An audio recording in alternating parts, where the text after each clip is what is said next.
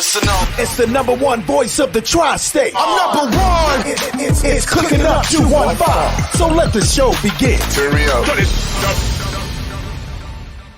Y'all already know who it is. It's your boy Smooth, and this is Cooking Up 215, where we get you up close and personal with your favorite artists, entrepreneurs, shakers, and move makers. And today's guest, we have Philadelphia's own Joanna Jane. Thank you, Smooth. Thank you so much for coming. Absolutely, absolutely. For those who don't know, Miss Joanna, you get into real estate.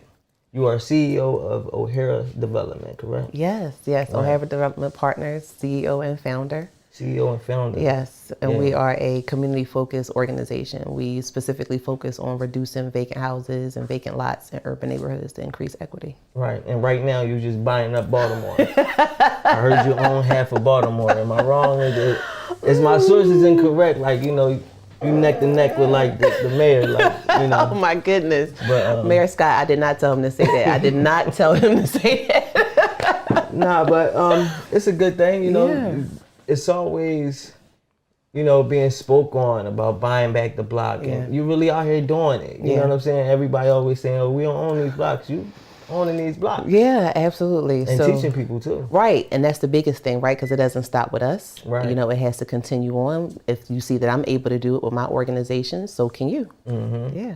So let's talk about when you first got into real estate. So I heard your first couple of deals, you had to go back and sue some contractors and everything. Oh, you've been digging. I like it, Smooth. Yes, I did. So I grew up in real estate. Okay. So my father, he is a retired carpenter. He's been in a union, all that great stuff. So I literally was like that little kid, you know, being picked up from school in a white utility van, going to different work sites with him. Van. Oh, in the work van. Right. And going to the original Home Depot, which was Heckinger's. Picking I up lumber. That's a new gym. I always thought it was Home Depot. Yeah, it wasn't always Home Depot. And so it was spinning my veins. So, Right. you know, growing up, fast forward, I knew regardless of whatever I did, you know, in college and other things like that, real estate was really like the tool to true wealth. I saw how my dad was able to gain financial independence at a very young age. And I knew that I wanted to do the same, if not maybe hit that even earlier. And your father is from the West Indies, correct? Correct. And you are like the first generation of like American born from your father's lineage. Yes. So even for that in itself, I feel like, you know, you deserve applause because Thank you. it's always one of those things where they act like people come over here and they, you know, they don't really help the economy. Correct. You buying up the blocks. Like, you know what I mean? It's like all those things people say is just... Yeah, it's definitely not true. Definitely not true. For anything, my dad showed me how to actually treat people as he was a landlord. I've never heard him get out of pocket, get crazy with any tenant. And he's very old school. Okay. He would actually go and have conversation with you and pick the rent up, drop off, you know, goodies and so forth. So I felt like the first of the month was great for me, not for the money, because I always got something from everybody. Right. Go have some fun, get some stuff. Right. Exactly. So he showed me the humbleness that everybody is at different places in their life. Right. And you treat them accordingly based upon who they are, not based upon like your authority because you're a landlord. Because you can, because they owe you this, owe you that. Exactly. So I've taken that same humble spirit into now, as you say, you know, buying up blocks. I do the same thing when I go into the city. If I see somebody sitting on the stoop, I speak. If I see somebody cleaning out their yard, I speak. It doesn't matter whether I live specifically on that block or not. Right. We're still one family. Community engagement, connecting. I want to hear what you want to see in the community. Right. I want you to tell me what the last person did so I don't repeat it, right? You know, so I take that same humble spirit with me. So you didn't really start real estate thinking that you were going to stay in real estate. Like you thought you might do a couple deals, one house here, one house there, and then next thing you know you had like 22 houses or something like that. So. Right. So when I first started out, I really just was trying to have my own say. You know, sometimes when you're the baby and working with majority men, they don't always hear what you got to say. You know, right. You know, keep They counting the push money. you off to the side. Yeah. Deal with the clerical work, right? And I just knew that I wanted to be able to step out on my own. So the first deal that you were talking about, That one I did have to end up suing a contractor. And of course, my dad didn't want me to get that particular property. I think he just wanted to be involved. But I think it was a great learning experience as well, because I learned about new mortgage products, how those work, how to hold contractors accountable, how to make sure that your scope of worksheet needs to be very detailed. If you're changing any type of line allocations, it needs to be very clear about where the money is going. So it was a good experience. Yeah, because those are the things that people normally, you trip and fall on your face on when you jump into this real estate game. It's like, they always say like those first couple deals, finding those contractors is so hard. It's like you could really kill your whole project. Oh yeah. Kill your budget, kill everything. Absolutely. And it's so you learn fast. And then it even turned into something else, because you got your before you build books, the ebooks that you have now. Yeah. So you really took all the knowledge that you learned early on and really kind of giving out the game now, so that people don't make the same mistakes that you made so early on. Yeah, and I think that's part of like the thing that I feel like successful people owe to the community. You know what I mean? Absolutely. Hate to say owe like that, but I feel like in the world where we are just so left to fend for ourselves, we gotta, look up to our people that's already did it. You know what I'm saying? Gotcha. And they gotta help feed us and give us that game. All right, go ahead. Right. You can do it. Right. Do it this way. Absolutely. And I feel like that's what you specialize in. You spoken many times, many seminars. You was at the SOAR conference. Yes, with Crystal Bailey. It was amazing. How was it? Oh my gosh. I mean, it looked like a sea of like just rainbows and beautiful black women in all different colors. It was absolutely amazing. I thought you was gonna say unicorns. No. I mean, shoot. They unicorns. We are. I don't know how we get the stuff done that we do sometimes. Right. But in regards to Before You Build, the major thing about that book is Before You Build, building from the heart of the community. See, when people think about buying a block, they may think like, she went and got a house on auction, right? Or, she, worked with a wholesaler. And honestly, it was divine, because I put God's people first. I was literally able to go into a community and knock on doors, knock on church doors, and ask questions about what happened here, who's the decision makers here, and then full circle, just trying to find my purpose and what this new world of real estate was going to be for me. I ended up at the Department of Houses and Community Development. I didn't even know I was going there. I got invited and didn't know where I was even going, because I was like, I just want to be able to make a difference, but I don't want to just flip a house. I don't want to just be a landlord. I want everything that we're doing make a true impact. Is that where the change came? Is that where you went from just wanting to make a few deals to being fully wholehearted in this game? Oh yeah, and it found me. When I went to Baltimore, I went there with one house. Right. And then as they heard what I was doing and what I was willing to do, the city opened up. The community opened up. They just welcomed you with open arms. And I mean, sometimes not welcome with full open arms, but it was like, listen, it's better than what we have, right? And that's why I say building from the heart of community is so important. Where do you go to find out what does the community even need? You can't go into a neighborhood and impose your norms and what you want on somebody else. Right. So maybe they can't afford homes. So maybe you need to go and offer affordable housing from a rental aspect. Or maybe they do need home ownership. And now you're able to go in there with strategic programs and knocking on doors with different financial institutions so they can offer down payment assistance.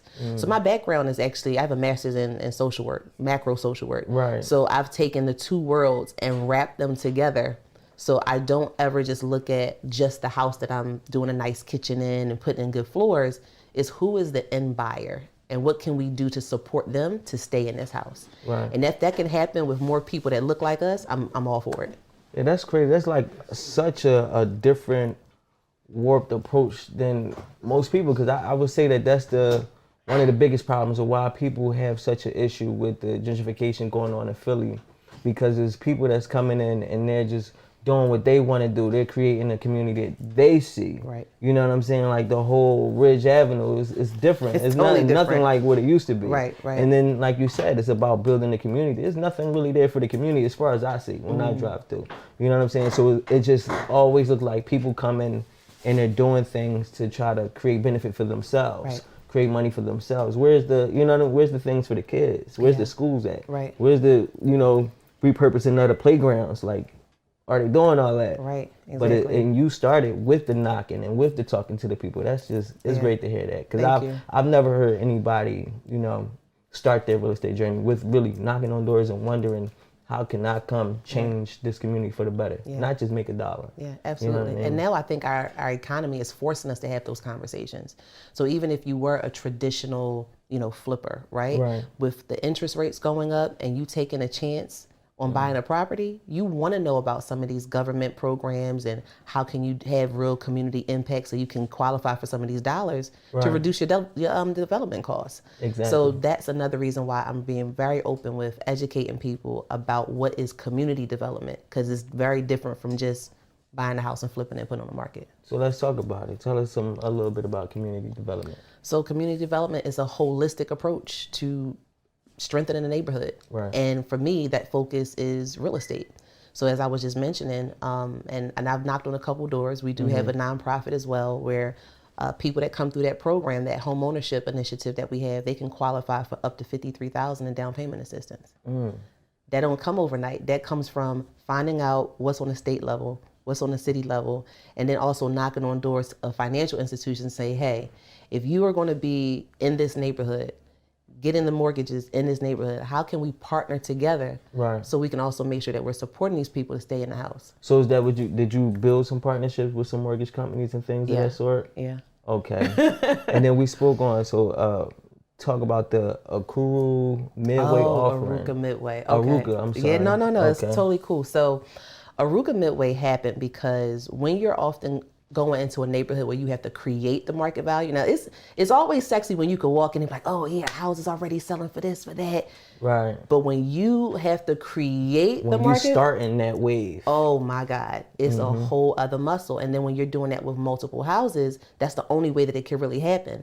So I didn't have all the money in my back pocket to be able to do it. Now, I did sacrifice a lot on my own in the very beginning to get that first one up and going. But then when we realized, well, we're still facing redlining. We're still facing banking institutions that no matter what mayor and city council has planned, no matter what the state has planned, they're not lending to us. I'm going to say it again. They're not lending to us. So I said, okay, we're going to do a campaign. I've never raised this type of money before in my life, but I'm going to roll the dice and see what happens. And I think more than anything, even though we didn't hit the 1.6 million, it showed people that we can come together, pool our sources together, and buy back our neighborhoods. Buy black. I like the black part, you know?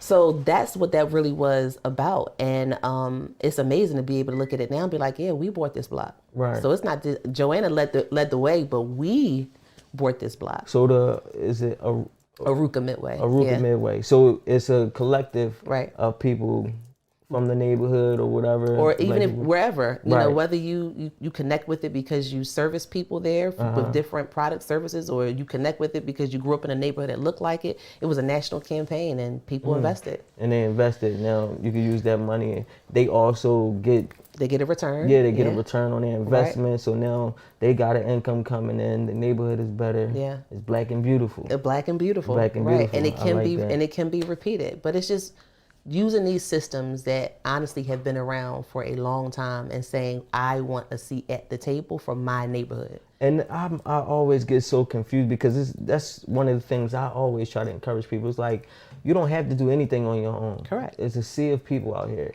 And there's always been just this issue of getting everybody on the same page or understanding what the mission is, or even just trust. There's so much distrust in the black community. You know what I'm saying? So how was it that you got so many people to trust your vision or understand, you know, the real goal and to jump behind it like they did to even get to that 1.5 or 1.6 million? So for me, it was what I believe it is, because I think other people would have to tell you that than I would. But what I believe it is that people saw me out there doing the work. So when we were trying to get attention to the neighborhood and we would do neighborhood cleanups, I was out there cleaning up.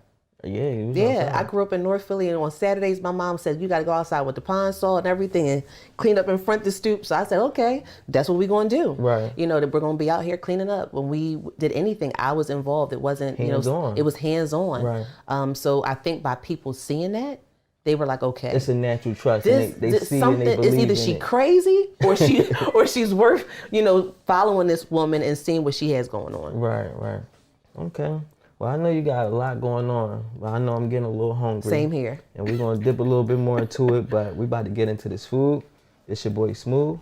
We got Miss Joanna with us. and we'll be right back. It's cooking up. Let's go. It's our favorite part of the show. That's your favorite? Yes, sir. Ah, chef, what you got cooking? You already know. You already know who it is. It's your boy Smooth, and it is my favorite part of the show. It is time to get into that food. Today's chef, we have Chef Henny. Chef Henny, thank you for coming. Thank you for having me. And you specialize in Spanish and soul food. Yes, I'm Dominican Okay. and Haitian, so I specialize in Latin foods, anything from Mexican to like Dominican, Puerto Rican food, and also a little bit of soul food. That's a nice mix. Yeah. Puerto Rican and Haitian. No, Dominican and Haitian. Dominican and Haitian. I'm sorry. Yes. I mixed my things up. I done It's heard so everything. good. You throw so many things out there. Yes. But no, that's a nice mix. So you probably get down in the kitchen for real. Yeah, I try to. It's a good workout. Yeah, you well versed in all the different foods. So Yes, absolutely. tell me about what you got for us right now. Today I have seafood quesadillas. They're crab and shrimp, topped off with a cilantro lime sauce. And the sauce is only 40 calories because I do specialize in meal preps as well. Yeah, and then so I it's have good and healthy. yes. I like We that try mix. to be like, Yeah. you try to make some good decisions. I know I'm working, watching my figure, so that's good. I Yes, like that. yes, exactly. And then we have some birria chicken tacos served with a birria sauce. So it's a little spicy. I like Just a little just spice. letting you know, yes. It ain't crazy spicy. No, I try not to make it crazy spicy. I'm I not try gonna to kind regret of it make later. it medium. No, you're not going to need milk. You're good. All right, You're cool. good, yeah. Long as you know, because if you Yeah. watch the show, y'all know it's smooth with all the spicy spice. Yes. But yeah, all right, that sounds real dope. So let everybody know how they can contact you in case they want some meal prep or they want some of these tacos or some soul food. You could find me on Instagram at Get You a Henny. That's GETCHUA Henny HENNY. I'm a drink, so you can't forget my name. Oh, they're not gonna forget no Henny. They can't forget Henny. Yeah, Get You a Henny. Yes. Check me out on Instagram. I'm also on Facebook, and you could email me at getyouahenny@gmail.com as well. For any catering, meal preps, coquito season right now. So hit me up for the coquito. I make it with rum and Henny, however you want it. So light or dark, I got you. I want a coquito. Yes, absolutely. We appreciate you coming. Yes, thank you for having me. Get You a Henny. It's your boy Smooth. Let's get back to the show. Let's go. You already know who it is. It's your boy Smooth, and we right back at it. We still got Miss Joanna here with us. And we got these lovely tacos that Chef Henny prepared for us, Look as amazing. well as some quesadillas. And you said you love seafood, so we Yes. got some crab meat with some shrimp. Listen. Oh, we going in. Yeah, I don't like to talk too much when the food come out. I'm going to tell you that now. I'm like, I got to get a bite. Okay. You ready? I'm we ready. going hands in. I know you looking all cute and everything. Roll the sleeves up. Roll the sleeves up a little You bit. know, we got a little dippage and everything going on over here. Shout Okay, I out to think Chef I'm Henny. gonna go 'Cause, here. I'm gonna skip over the plate. yeah, they can't smell it, but if y'all could. Oh my gosh, amazing. It smells so good. Henny said she wanted me to taste the sauce, so I'm gonna taste the sauce for y'all. Tell you what the sauce here for. Y'all heard the crunch? That's right. That's it. And she did not cheat on the seafood. It's all up in there. You wanna go to a restaurant and they got the crab cakes, and they be more like a stuffing cake. It's powder. Yeah, ain't no crab in this. I'm like straight stuffing cake. That's good. I go for a second dip. And the dip popping. And the spice just right, Henny. Like you said. Ain't too much of a kick. Just right. Yeah, that's it. That's it. It seems like you and devour this real well after Yeah, I the show. mean, I tell you, it go like that. They know me. They're like, Smooth gonna eat. But I'm gonna eat while we talk. Sure. So,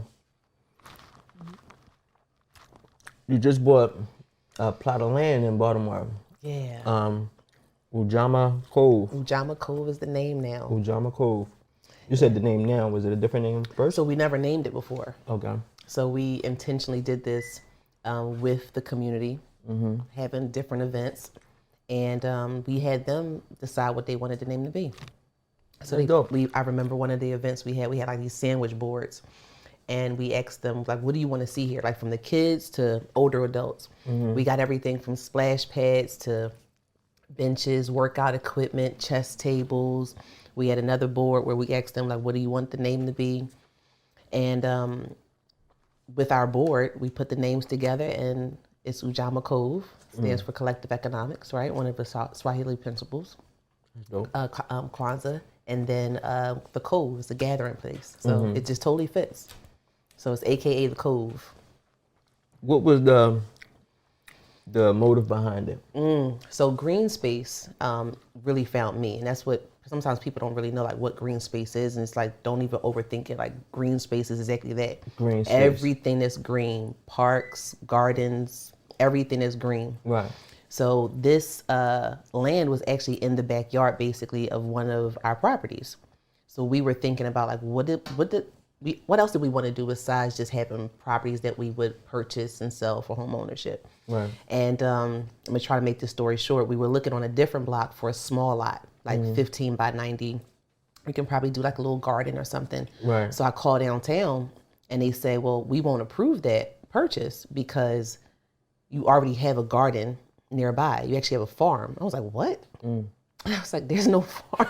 I said, I promise you. Because when you say farm, you picture like some big land, some cows, Yeah, right. something to Exactly. graze Like, at. what is she talking about? So in my mind, I'm like, okay, here we go with the city. They're looking at their map, telling you it's one thing. You're not walking these blocks with us. You don't know see what's really there. Exactly. So one Saturday, I ended up meeting one of the neighborhood association members at this area that they said had a farm. And when I walked closely, I was like, oh, snap. I see the hoop ring. That's potatoes. And I look a little bit deeper. I'm like, oh my God, that's apple trees. Oh, it's really a farm. They growing something back there. So much illegal dumping. You couldn't tell. So whoever had the place before, they stopped managing it. It went to the wayside. And then ultimately the community was just like, we're tired of this. Like, we don't want this to be here. We already got, vacant houses to deal with. This is just an added eyesore. Right. As we investigated and did more research, we learned that how, again, through redlining, the lack of healthy green spaces have affected us from depression, anxiety. We don't have healthy places to be able to sit, stay away from, all the heat. Right. So all of that is beaming on you every day. You're not seeing the gift of life in front of you. Right. So green spaces is very, very important. So eventually, after all the different meetings and making sure like the community was good with us doing this, Right. we purchased it. And we purchased it last year, September. Congrats. Thank you.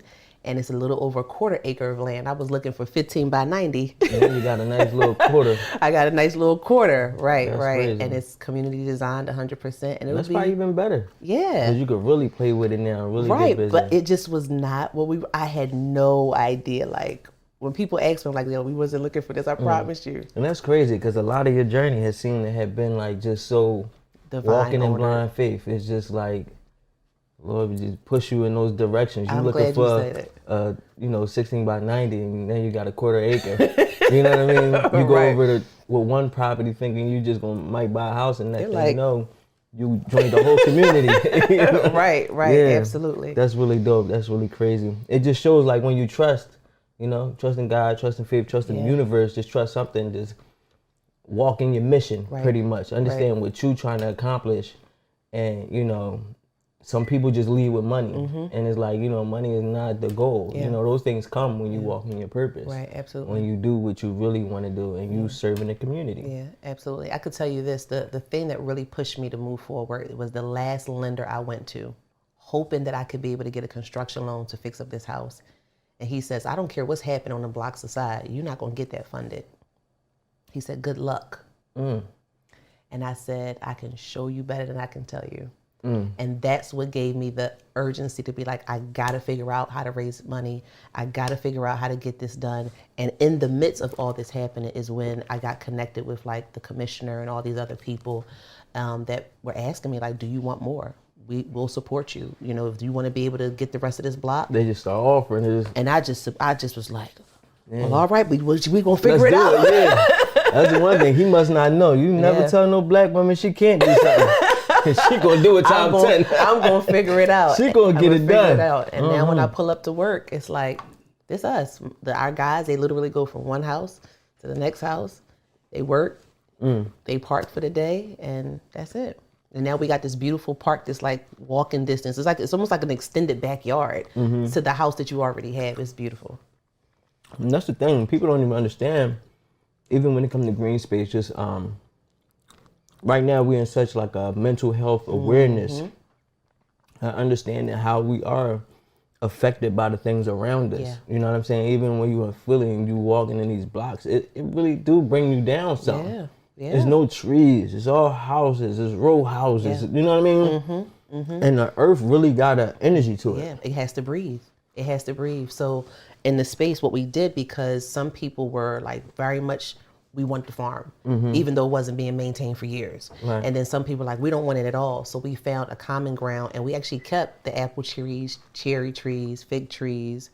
And we're actually putting some planters on one end, so that way the kids, because there's a private school and there's a public school right nearby, that they can come there and have outdoor science classes and that type of stuff. So That's like you super can dope. really, anything, let me tell y'all, anything that you walk by that you think is vacant, it's not possible, just change your mindset a little bit and just say, what if this actually could work? And all you need to do is start talking to your council person. Go downtown, say, hey, I know that this has been vacant for X amount of time. This is what I'm willing to do with it. This is what I can do with it. I've already spoke to the block captain or the neighborhood association. There is not anything that we can't do. Money is not our issue. We just got to come together as a people to just have the solutions right there. Right. So talk to me about disrupting the line, because we talking about coming together, finding a solution. Right. So disrupting the line. Right, absolutely. So Disrupting the Line is actually going to be a 3-day virtual course. And I'm bringing some real heavy hitters that know this world of community development inside and out. And we're talking about it from understanding redlining for this purpose. Because if we only look at it from a home ownership aspect, we're missing it. We're completely missing it. We have to see the domino effect of how mortgage restrictions and how it played also into our educational system, and how it then also plays into our green spaces or the lack thereof, which then plays into our mental health. It's a whole domino effect. But we don't want to just stay there and talk about it, right? Because we could talk about redlining all day. Right. I'm using myself as an example along with some other amazing people to say, here's an example of what you could do if you're tired of that neighborhood looking this way. Or if you have a purpose within yourself that you're like, listen, I want to be able to service the older, population. How can I do this through real estate? How can I do senior living? Or how can I do veteran housing? So it's all through community development, but you got to know the lines that you're breaking first. Because if you just jump out there and say, I'm gonna get a block, you're gonna fall on your face because you don't know what the boundaries are that's been restricting it for so long. So you really don't know what you're fighting against. You don't. At all. And they put some real deep roots into these planning. Oh, it's my so goodness, crazy yes. when you look into it, like how they put certain highways in certain places and bridges, and you know what I mean, just where they put the city of where you live versus the downtown area, like really to kind of push people in certain areas, keep them away from certain things, keep them not able to reach this and that.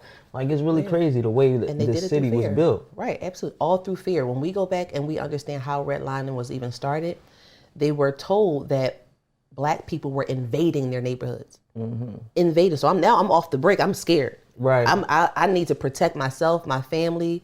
The husband got the gun. The kids is ready with the pitchforks. You up in arms. Right. And this became law across the board. Right. So we have to understand what we're breaking, and we have to understand why real estate is important. Not just because it's a wealth tool, but it's also like this is our right that was taken. And if we don't know what we're working towards, then you just kind of out here just doing it because it's a trend. It looks hot. Right. Right.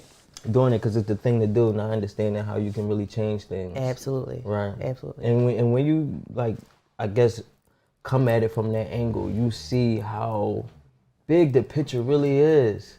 And it's really a big picture. I'm glad that you're doing everything you're doing and you're educating people. Thank you. And you're bringing so many people together and with a real mission. Right. You know what I mean? It's really about building a community at the end of the day. Yeah. It's not just filling your pockets and making houses look nice on a block. It's really... got green and we spaces. do that too, but yes. it's about doing it all. You know what doing I it think all. that's part of Black excellence. Yes. You know what I'm saying? It's about, we know how to create generational wealth while also healing. You know what I mean? Because that's the thing too. Like, you can't just rape and pillage the land. Absolutely. And then when you just building, you're doing the same thing they doing. Doing the same thing. But if you knew the systems, right? If you knew how to go about layering down payment assistance, if you knew how to be able to identify property tax abatements for 7 years, because it's been vacant for X amount of time, that could be the very house that you need. You going up to the county, all the stuff right down here, and you wonder why they coming down here. You leaving what's yours to go to the county and have to mow an acre of land that you can't afford. Come on, it's the gym. It's the gym segment. Give us some gems, because I know you got them. So we got some people out there that might not have the funds. They might have a little bit. They might have nothing. Right. Tell them how can they start helping serve the community as well as getting some property. So I would say if you feel like your funds are somewhat low, right? You're going through transition. I would say identify a property that is definitely and clearly below market value, right? It's been sitting for a long time. It probably looks like the mail is backed up or no mail is going there at this point. And I would say start investigating. The Department of Housing and Community Development. Who used to own this house? How long has it been sitting there? It's an eyesore to the community, and I'm willing to buy it. Sometimes it's you picking up the phone. It's not on the MLS. It's not on Zillow. It's not on any of those things. It's about you just picking up the phone and asking a question. Now, how do you find the money? So there's so many ways that you could do it. If you are working a W-2, meaning like you have a 9-to-5, you might have some retirement funds. You can actually pull funds from that to purchase that, right? That's the opportunity that you can be able to do that. Right. You can be able to connect with a fellow friend or family member and y'all pull your sources together. So that's another opportunity. You might decide to live in one part of the property and have 2 units upstairs. Now you house hacking. Right. So there's a couple different ways that you can do this. And I mean, as you can hear, I'm kind of running it off. Yeah, I coach people on this type of stuff. You got a big arsenal. all the time. So it's not just one way that you could do it, but there's a lot of ways that you could do it. But I think the pooling your sources together is always the best way.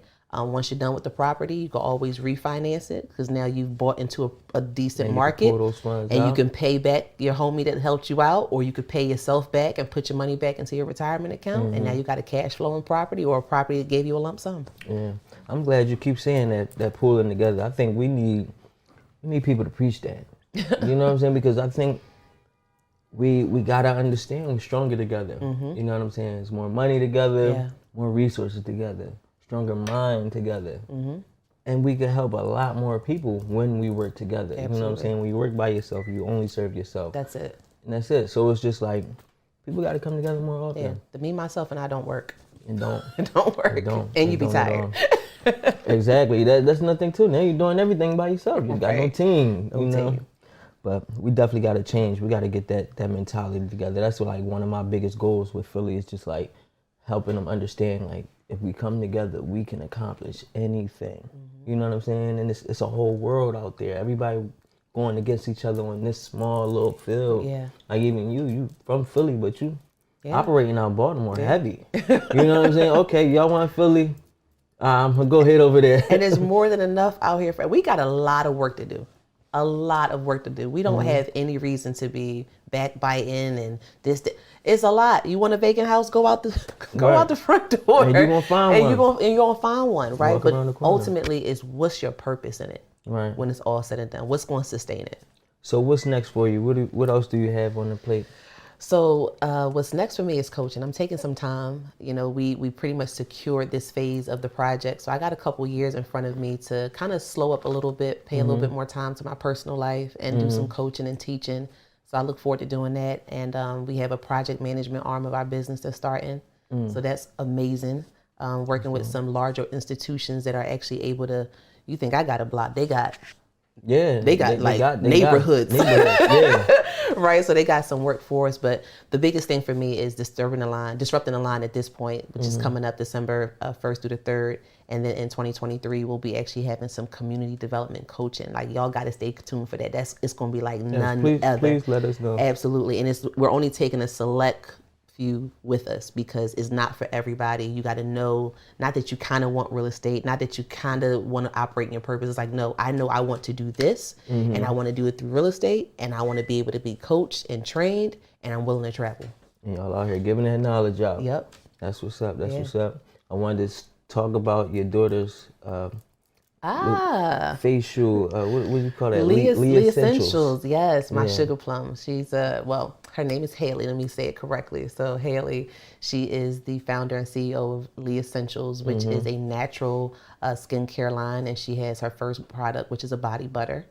And again, that came out of purpose, right? So she was born with eczema. With eczema, right? Yeah, she was born with eczema, and we were really just like couldn't put everything on her skin. We couldn't stand the caked up part. I'm gonna have to tell this little part of the story. She used to do this like this all the time. One of those the itches all up Anything in that she there. could get on is just it used to drive me crazy. So we just really started catering to like natural oils, and that was her thing. And one day I go into my freezer and I'm seeing all these like old chapstick capsules. Like, what is this in my freezer?